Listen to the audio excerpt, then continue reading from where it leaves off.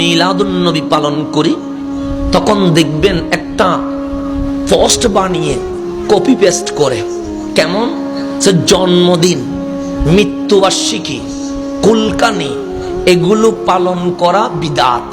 বুখারী হাদিস নাম্বার এত, মুসলিম হাদিস নাম্বার এত, এরকম আপনাদের পোস্টে কিছু মানুষ কমেন্টস করেছে কি করে নাই? করেছে। আপনারা দিনভর আমাদেরকে বিরক্ত করেছেন যে হুজুর বুখারীতে স্পষ্ট আছে জন্মদিন, কুলকানি, মৃত্যুবার্ষিকী পালন করা বেদাত। খোদার কসম, যদি বুখারী মুসলিম থেকে বের করে দিতে পারে, আমরা জীবনের জন্য মাহফিল বন্ধ করে দিব। বুখারী তো মুসলিম দূরের কথা, তিরমিজি না সাইতেও নাই, মিশকাতেও নাই, সহিহ ইবনে হিব্বানেও নাই, এরকম কথা রাসূলের নাই। বাংলা মিথ্যা বানোয়াট জাল কথা বানায়া রাসূলের নামে যারা চালিয়ে দিচ্ছে, আবার দাবি করতেছে আমরা সহিহ হাদিস মানি।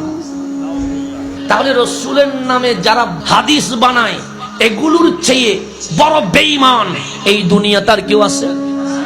আর আমার যুবক তো আরবি পড়তে পারে না, ও বাংলা দেখার পরে বলছে হায় হায়, মুসলিমে আছে, বুখারীতে আছে,